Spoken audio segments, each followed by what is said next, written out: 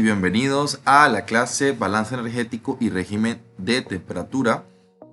Esta vendría siendo la segunda parte de los contenidos impartidos para la segunda competencia de la asignatura Climatología Agrícola.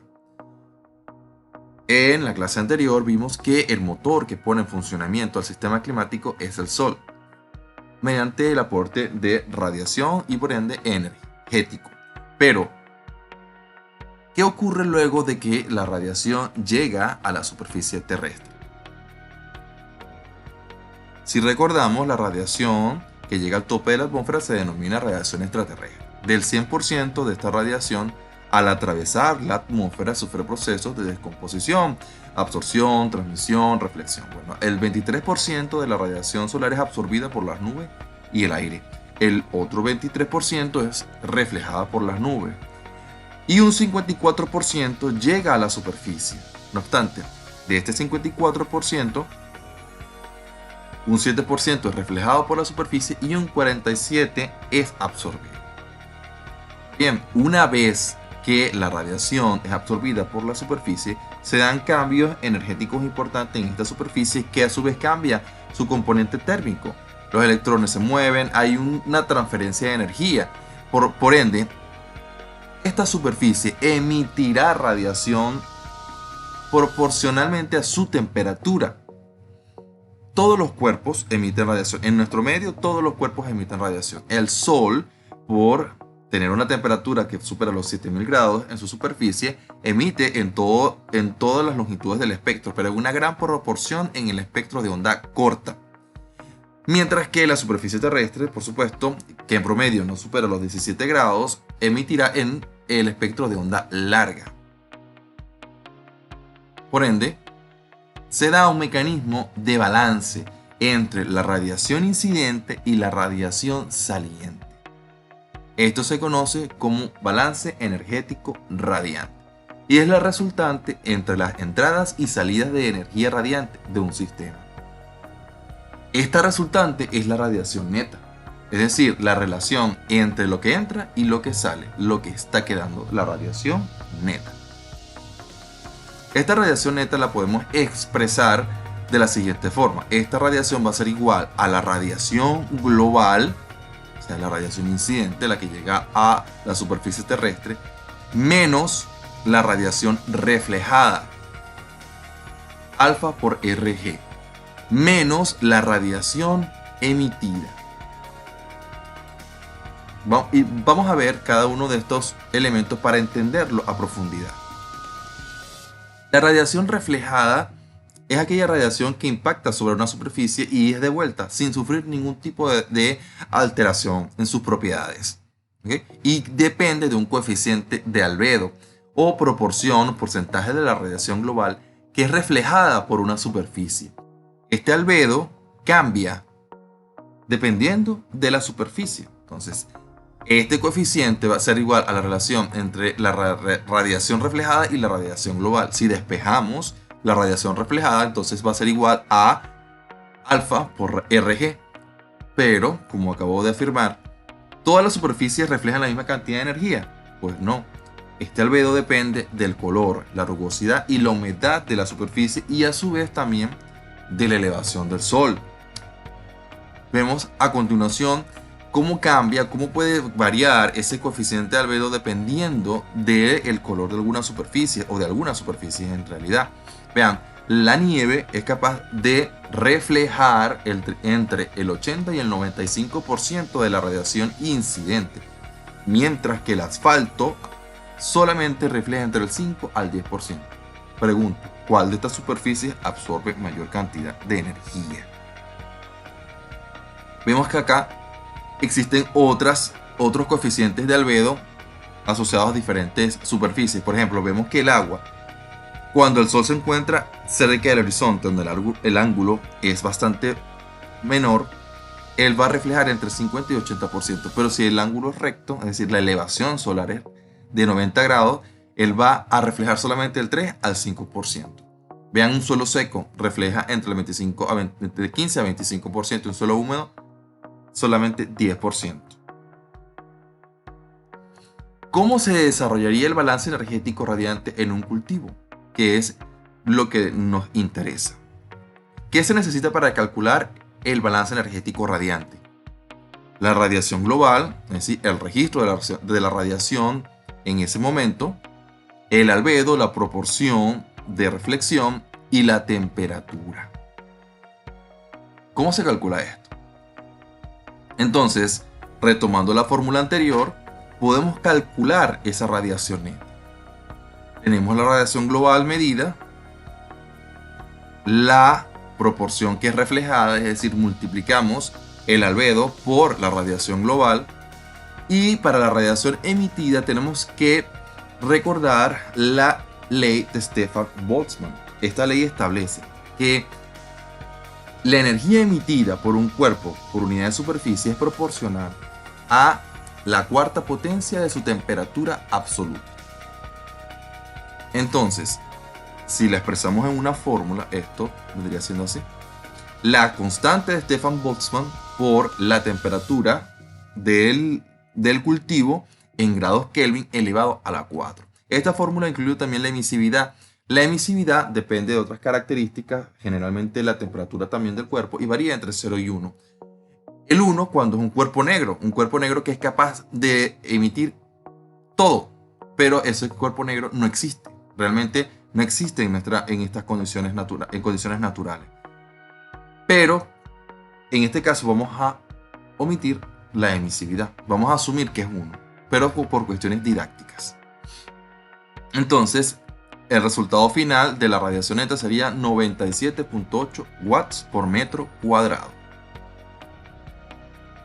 Veamos esta comparación de la radiación neta calculada para un cultivo, para el suelo y para el agua. Vean cómo cambia la cantidad de watts por metro cuadrado de esa radiación. Un cultivo queda como resultante 97.8 de radiación neta, mientras que el suelo 141.8 y el agua 235.6. ¿Quién está incidiendo mayor? ¿Quién tiene mayor peso en ese cálculo de la radiación neta? Pues el porcentaje de albedo. Veamos que ¿quién refleja menos? El agua. Por lo tanto, retiene mayor cantidad de radiación. Ahora bien, ¿cómo se comportaría este balance energético durante el día? ¿Qué pasa con esta radiación o con este balance, la radiación y la radiación neta durante las 24 horas?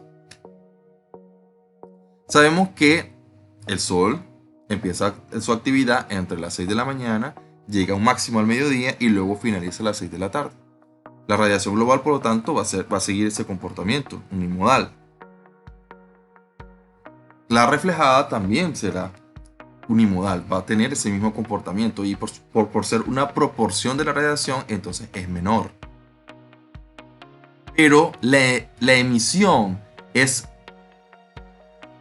presente, es importante durante todo el día. Obviamente, durante un momento en el día la emisión va a ser mayor que durante otros momentos. Pero ¿qué está ocurriendo? Que existe emisión durante todo el día. ¿Por qué? Si la radiación global solo está presente durante las 6 de la mañana hasta las 6 de la tarde, porque hay emisión todo el día, las 24 horas. A eso me refiero. Entonces, si las ganancias son mayores a las pérdidas, el balance es positivo. Es decir, durante el día el balance va a ser positivo cuando se registre la radiación global. Ahora bien, si las ganancias son menores a las pérdidas, el balance es negativo. ¿Ven? ¿Qué está pasando? Bueno, esto depende, como se ha explicado anteriormente, de la temperatura de la superficie. Durante el día la temperatura va aumentando, la radiación global va a estar presente. Entonces la emisión va a ser mayor durante el día. Pero en la noche sigue estando la temperatura, es decir, la temperatura cambia durante la noche, pero está presente. Entonces, como todos los cuerpos emiten radiación dependiendo de su temperatura, a haber temperatura, a la superficie, a registrar temperatura durante la noche, también va a emitir radiación. Obviamente va a emitir en menor cantidad. ¿Ok? Pero como no hay radiación global, ¿ok? No tenemos radiación global, por ende tampoco tenemos reflejada. ¿Qué pasa? Queda el negativo de la emisión. Por lo tanto, la radiación neta es negativa. Vemos en esta comparación cómo se comportaría este balance. Vean. Durante el día tenemos el registro de radiación, es decir, la energía incidente, la salida, que es la energía emitida por la superficie, y el resultado es la radiación neta, que es positiva. Durante la noche no existe radiación incidente, solamente la salida. Entonces, eso se puede entender claramente. Mira, durante la noche el suelo va a seguir emitiendo, pero eso va a hacer que pierda energía y por ende su temperatura va a ir disminuyendo. Entonces, a medida que transcurran las horas, va a emitir menos y la temperatura del suelo va a ir bajando. Entonces, durante la noche siempre va a haber emisión y por ende la radiación neta es negativa. Ahora, ¿qué podemos hacer con la radiación neta? ¿En qué se utiliza esa energía? Bueno, en un ecosistema, esa energía se utiliza en mayor proporción en evaporar el agua, luego en calentar el aire, posteriormente en calentar el cuerpo y por último en la fotosíntesis. En cuenta, tenemos que conocer algunos conceptos básicos para entender bien cómo se distribuye esa energía, esa radiación neta en estos procesos. Primero que tenemos que recordar es qué es el calor. El calor no es más que energía en tránsito, es decir, el flujo de energía entre un sistema en alto estado de energía interna a un sistema de bajo estado de energía interna. Eso es básico, es decir, que la energía va a fluir donde hay más a donde hay menos. Ahora bien, este es un sistema hipotético de esos flujos. Cuando hablemos de energía utilizada en evaporar el agua, es decir, la cantidad de energía que se utiliza para evaporar el agua, tenemos que hablar de presión de saturación. En este caso se denota con E y esta es la presión de saturación instantánea, es decir, la presión de vapor ejercida por una masa de vapor en un momento determinado. Y esta va a variar entre la evaporación de evaporación de una superficie a la presión de evaporación del aire. Ahora bien, cuando hablemos de la energía que se utiliza en calentar el aire, tenemos que recurrir a la temperatura. En este caso, la diferencia que exista entre la temperatura del suelo y la temperatura del aire. Y cuando es de un cuerpo, estamos hablando de la temperatura de esa superficie respecto a su temperatura interna. X vendría representando la magnitud, o sea, la diferencia, la distancia entre esos dos estados. Lo mismo ocurre con Z. Entonces, la energía utilizada en evaporar el agua se denomina calor latente de evaporación. Se define como energía que requerida para una cantidad de sustancia pueda cambiar de fase. ¿Ok? En el agua se necesitan 2.6 megajoules por kilogramo a 100 grados Celsius. Es decir, que para que se evapore 1 kilogramo de agua a 100 grados Celsius se necesitan 2.26 megajoules. Entonces, la evaporación se produce cuando hay un gradiente de presión de vapor entre la superficie y el aire. Es decir, que depende de este gradiente. Y también depende de la facilidad con que el vapor de agua se transfiere desde la superficie al aire. Entonces, va a haber evaporación cuando hay una diferencia entre la presión de saturación del aire y la presión de saturación de la superficie. En el caso del aire, este se denomina calor sensible. El aire se calienta por convección. Eso lo veremos más adelante. La convección está relacionada con esa cantidad de radiación que es emitida, que interactúa con el viento, pero eso lo veremos más adelante. Entonces, esta energía, denominada calor sensible, depende del gradiente de temperatura entre la superficie y el aire y la facilidad con que el calor se transfiere desde esa superficie al aire. ¿Ok? Entonces, repito, el gradiente la energía utilizada en calentar el aire dependerá de la temperatura de la superficie y de la temperatura del aire. La energía utilizada en calentar el cuerpo se denota G. Los cuerpos se calientan por conducción, es decir, esa transferencia que hay cuando hay un contacto, cuando el flujo se da dentro del cuerpo, pero por contacto. Y depende del gradiente de temperatura entre la superficie y el interior del cuerpo y la facilidad con que el calor se transfiere desde la superficie al interior. En el caso de la fotosíntesis, por ser menos del 1%, es despreciable en este balance. ¿Ok? Entonces, repetimos. La energía empleada en evaporar el agua o en evaporar se denomina calor latente. Se denota con LE. La energía empleada en calentar el aire se denomina calor sensible y se denota H. La transferencia de energía dentro de un objeto se denomina conducción y se denota G. ¿Ok? Este balance entonces puede ser positivo y negativo. Entonces la radiación neta resultante de un balance energético calórico va a ser igual a más menos LE más menos H más menos G más F. Pero en este caso fotosíntesis no se toma en cuenta. Veamos en estos diagramas cómo se comportarían estos flujos de energía dependiendo de ese gradiente. Ahora bien, en H, recuerden, calor sensible, si la temperatura de la superficie, es decir, esto en verde, es mayor a la temperatura del aire, ¿para dónde va a ir el flujo de energía? De la superficie hacia el aire. Y en este momento H es positivo. Si la temperatura del aire es mayor a la temperatura de la superficie, entonces H es negativo, es decir, el flujo va de arriba hacia abajo. Es importante colocar la orientación de la flecha porque se me dice hacia dónde está dirigido ese flujo. De LE, si la presión de saturación instantánea es superior en la superficie a la del aire, el flujo se da desde la superficie a el aire. Si la presión de saturación es mayor en el aire que en la superficie, el flujo se da desde el aire hacia la superficie. Y en G, si la temperatura de la superficie es mayor a su temperatura interna, ese flujo va desde la superficie a su parte más interna. Y G es positivo. Si la temperatura de la superficie, de la parte interna es mayor a su temperatura superficial, el flujo va hacia arriba y G es negativo.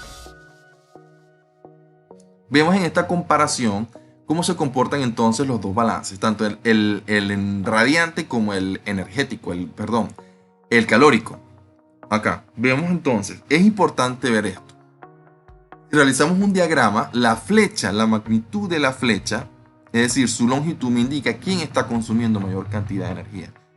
La evaporación siempre se consume más energía, por lo tanto, la magnitud, el tamaño de la flecha tiene que decírmelo. Luego está el calor sensible y por último G. Durante la noche, si recordaremos lo que acabo de explicar, que la temperatura va disminuyendo, el aire de hecho va a estar más caliente, más cálido, o va a haber más presión de saturación en el aire que en la superficie. Por ende, LE y H son negativos durante la noche y G también, porque la parte interna del cuerpo habrá perdido energía y entonces esa energía va a fluir hacia la superficie. Entonces, si les pregunto, ¿el balance energético calórico es positivo durante la noche? La respuesta sería sí. Y es negativo durante el día, la respuesta es sí. Y durante la noche es negativo. Esa sería la respuesta. Ahora bien, el balance energético puede cambiar dependiendo de distintas condiciones. Es decir, no podemos asumir que esto ocurre de igual forma en todos los ecosistemas.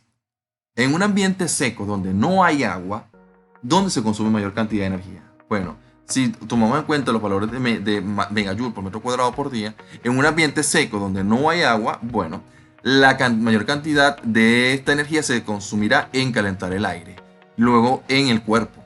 ¿Okay?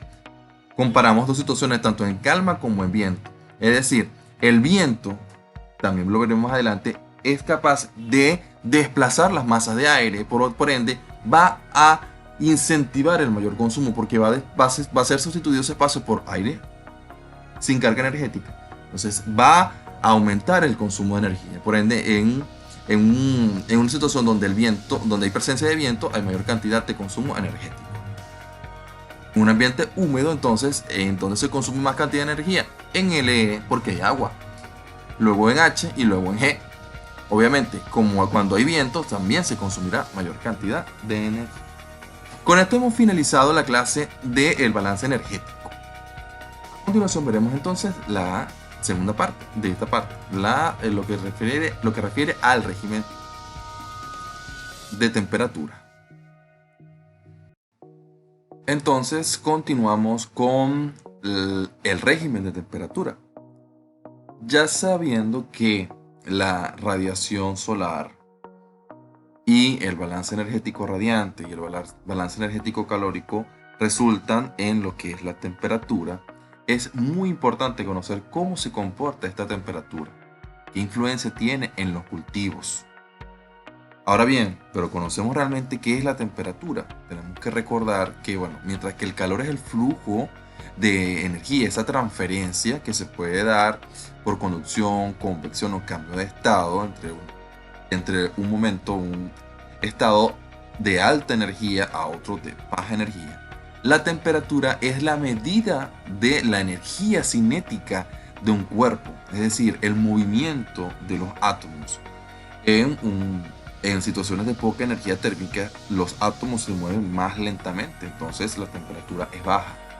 Y en una situación de mucha energía térmica, los átomos se mueven con mayor velocidad y la temperatura aumenta. Pero ¿cómo se da esto? ¿Cómo se da esa convección, ese proceso en el que aumenta la temperatura de una masa de aire? Recordamos que el aire, el calor sensible, calienta el aire y lo hace por convección. ¿Qué es la convección? La convección se da en los fluidos y el aire es un fluido. Entonces en la imagen podemos ver la parte de arriba que hay una región turbulenta y hay una capa limitante. La capa limitante es ese espacio donde hay transferencia de calor, esa transferencia de energía. Y arriba ocurre lo que es ese movimiento circular del flujo de aire que en la parte superior es más templado y baja hacia la parte inferior. Eso quiere decir que es más tenso y baja y se calienta por la transferencia de esa energía. Aumenta su carga térmica y se hace menos densa y sube. Es el mismo proceso que ocurre cuando se calienta el agua en una olla. El agua circula de arriba hacia abajo en un bucle infinito hasta que se acabe el agua. De la parte de arriba el agua es más fría y circula hacia abajo donde adquiere esa energía térmica que es proporcionada por el fuego en ese proceso. Esto es convección, esa circulación de los fluidos donde se adquiere la energía de un fluido aportado por un agente externo y circula.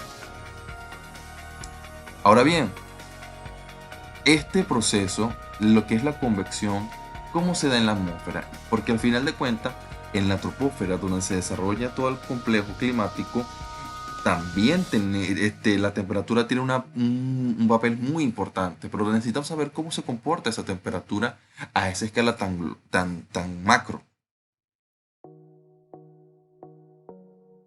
Bueno, se ha estimado que la atmósfera recibe alrededor de 30 megajoules por metro cuadrado en promedio diario, de las cuales se absorbe el 23%. Esto permitiría un ascenso de 0,5 grados por día, pero también se da un proceso de balance, porque hay una emisión de un 34% de esos 30 megajoules por metro cuadrado, lo que genera un incremento de 1.1, es decir, el balance es negativo. Entonces, ¿qué está ocurriendo acá en la atmósfera? Si la temperatura atmosférica dependiese de la absorción, el aire se enfriaría a 0,6 grados por día, pero no es así, porque se emite constantemente y se crea un balance que no depende realmente de la absorción, depende de la emisión de la superficie. En la atmósfera ocurre lo que estamos viendo en pantalla. El comportamiento de la temperatura va variando a medida que aumentamos en altitud y pasamos a las distintas capas de la atmósfera. En la troposfera, que es la capa que nos interesa más, hay un gradiente de disminución de la temperatura. Luego en la estratosfera vuelve a aumentar, en la mesosfera disminuye y en la termósfera vuelve a aumentar. Hay que recordar todos esos gases que están presentes en la atmósfera, por ejemplo el ozono, que se encargan de absorber radiación y por ende aumentan también su temperatura. De ahí la razón de que aumente en unas capas y en otras no. Pues la presencia de estos agentes, de estos gases, están influyendo en ese cambio de temperatura. Pero en la troposfera, que es donde se desarrolla el clima, ¿ok? Vemos esto. Hay un gradiente altotérmico. ¿Qué quiere decir esto? Que hay una disminución de la temperatura al aumentar la altitud. Esta disminución es aproximada a 0,55 grados por cada 100 metros.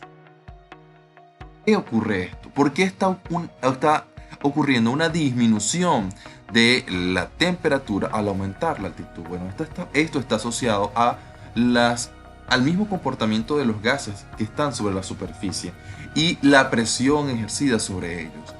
A nivel del mar, la presión ejercida por la columna de aire es mayor y por ende, al ejercer presión sobre las masas de aire en la superficie, los átomos se mueven con mayor velocidad.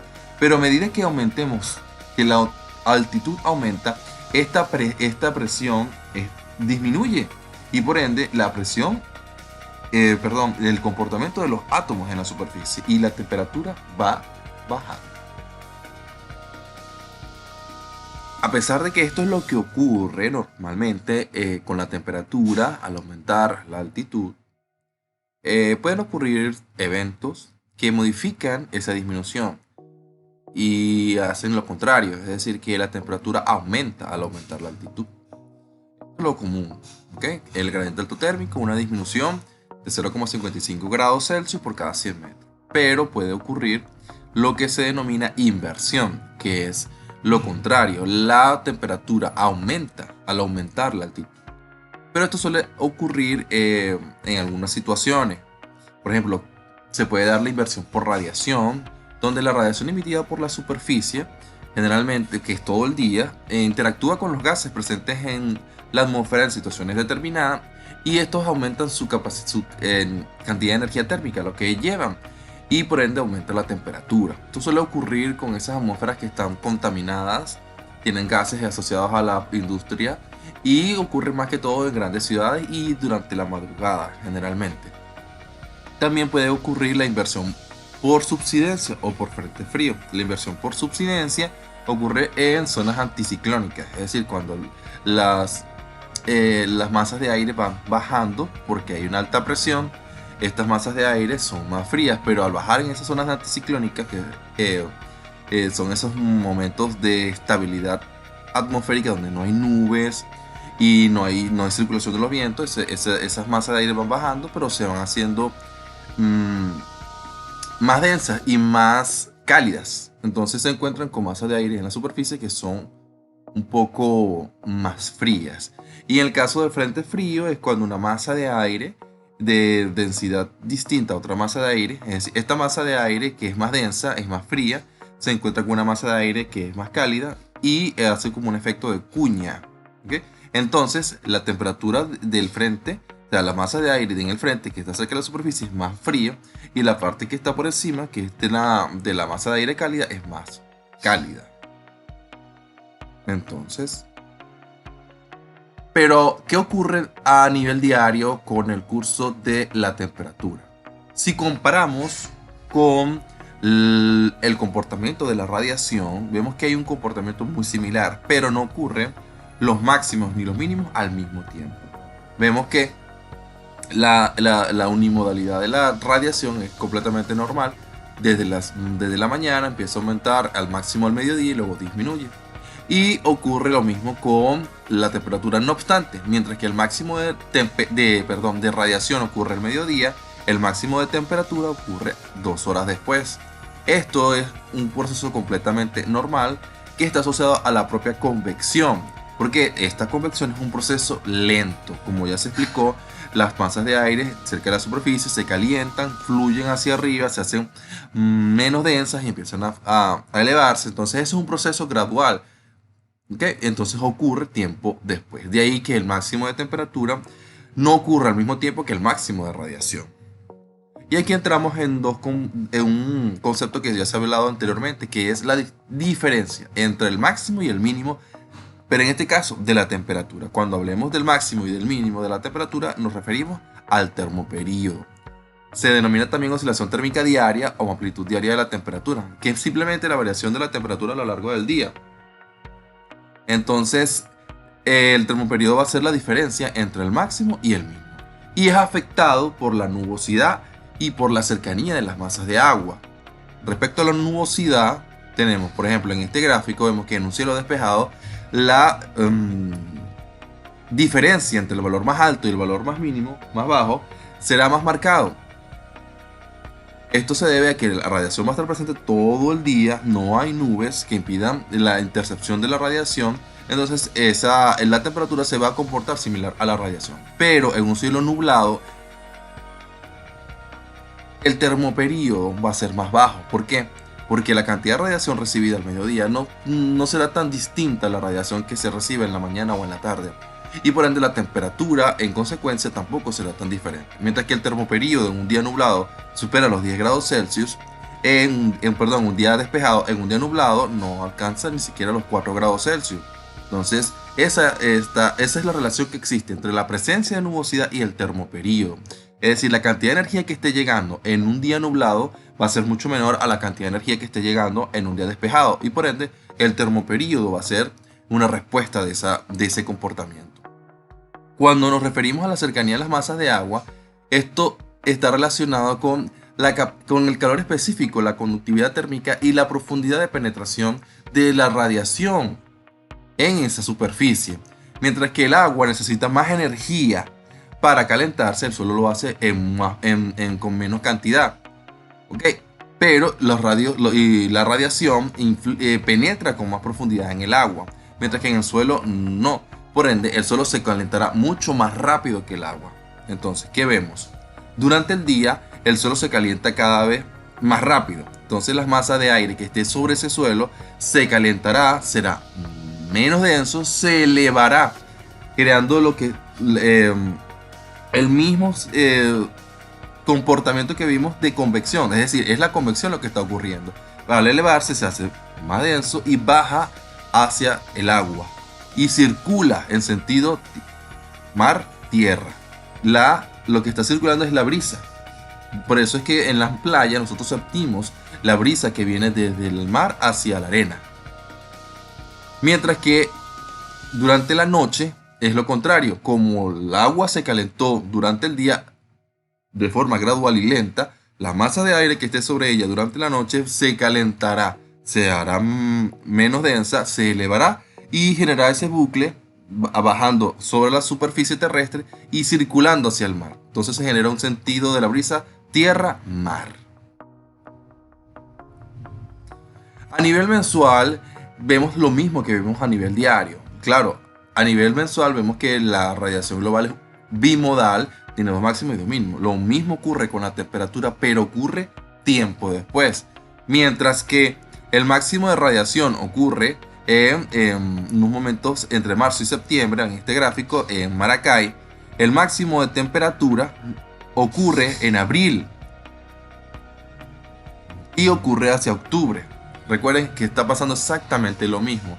La convección, al ser un proceso lento, se presenta el máximo de temperatura tiempo después. Lo mismo ocurre con lo mínimo de temperatura. Si la radiación a final de año es más baja, posiblemente el mínimo de temperatura sea tiempo después. De hecho, eso es lo que ocurre.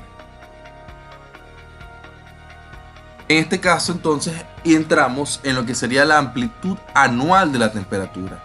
En el diario se denomina amplitud diaria de la temperatura, la diferencia del máximo y del mínimo diario. Mientras que la temperatura a nivel anual, esa amplitud se le denomina AAT o amplitud anual de la temperatura. Es decir, la diferencia entre la temperatura media del mes más cálido y la temperatura media del mes más frío. Vemos acá un gráfico de la radiación, de la temperatura en la zona intertropical en alguna localidad. Vemos igual la bimodalidad y vemos que la diferencia, es decir, el máximo y el mínimo o la AAT, es mucho menor que en una zona extratropical. Obviamente ya sabemos que en una zona del año, en una época del año, la temperatura va a ser muy baja y en otra época va a ser muy alta. Por ende, la AAT va a ser mucho más marcada en la zona extratropical. Vemos acá para distintas localidades en Venezuela cómo se comporta esta temperatura. Vemos que también es bastante bimodal. dependiendo de donde nos encontremos, vemos que la temperatura obviamente en Mérida es mucho más baja que hacia otras zonas. Vemos que el máximo se puede conseguir en abril, entre marzo, para Maracaibo. ¿Okay? También vemos Maracaibo no, Puerto Ayacucho, perdón. Y en otra área, en otra época del año, vemos que el máximo también ocurre en Maracaibo, pero hacia finales de la época lluviosa. Esto igual está asociado al comportamiento de la radiación, pero también tenemos que tomar en cuenta el comportamiento de la nubosidad. Ustedes pueden interpretar qué es lo que puede estar ocurriendo en cada una de estas localidades.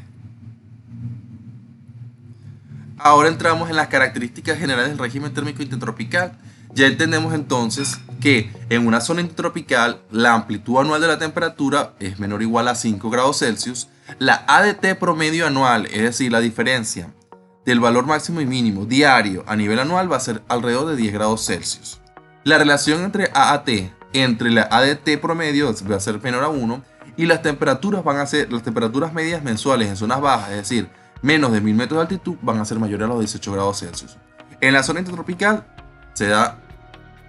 se cumple esto siempre, a pesar de que estemos a zonas donde la altitud sea mayor de 1000, nos encontraremos con menor amplitud, nos encontraremos con una ADT promedio anual alrededor de 10 y la relación va a ser menor a 1. Entonces, a pesar de que estamos en la misma zona intertropical y que las temperaturas medias mensuales disminuyan, seguirán cumpliéndose las características que definen el régimen térmico intertropical.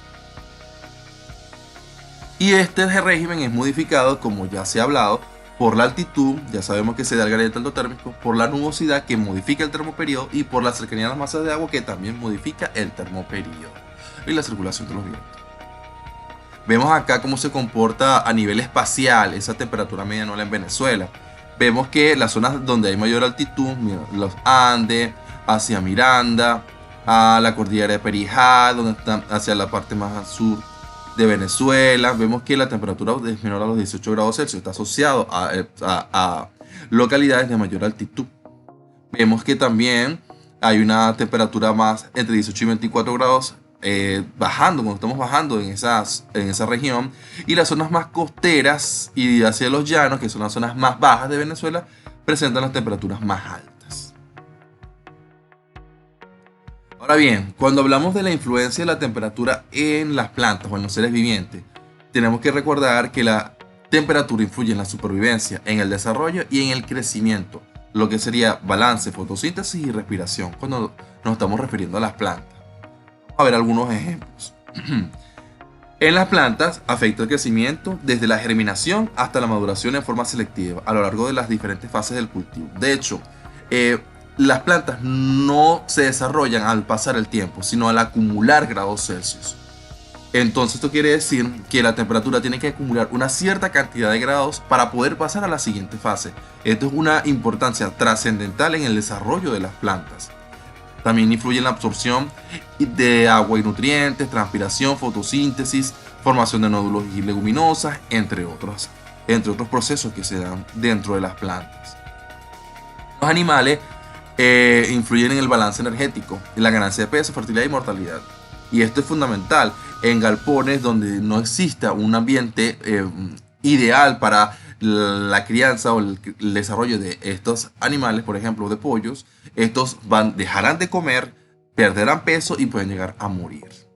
En los suelos está asociado a la descomposición de residuos orgánicos, la evaporación, monitorización física de las rocas, disponibilidad de nutrientes, entre otros.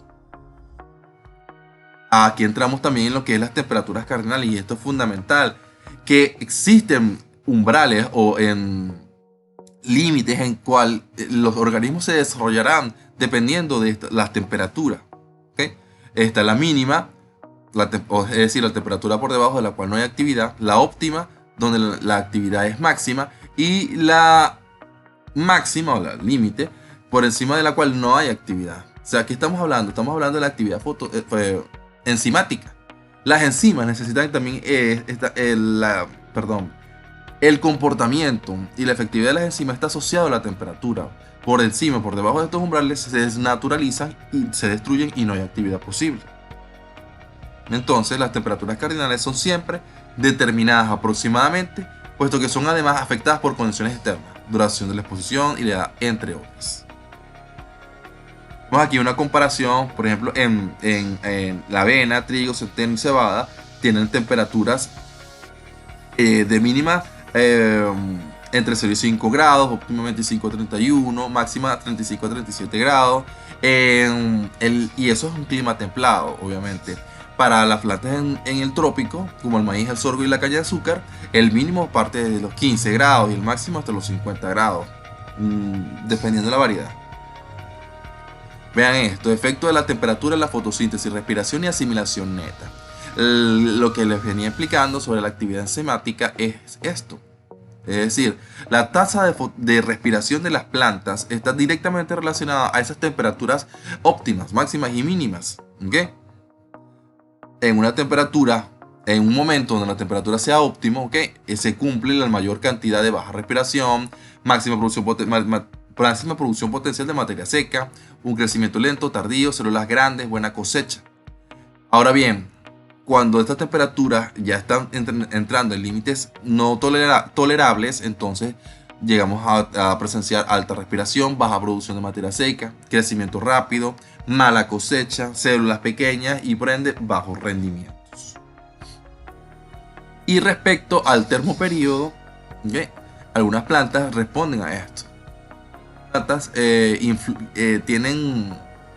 han respondido a la diferencia entre el valor máximo y mínimo en lo que sería la respuesta sobre el balance entre fotosíntesis y respiración, y a veces actúa como regulador del desarrollo. Hay algunas plantas, por ejemplo algunas leguminosas, durante la época de floración pueden sufrir aborción floral porque no se cumple un umbral específico de termoperíodo. Es decir, ellos necesitan que la diferencia entre el máximo y el mínimo no sea tan, o sea, esté por debajo de tal umbral. Pero no todas las plantas responden a esto, solo algunas especies. Bueno, con esto hemos terminado la clase del régimen de temperatura.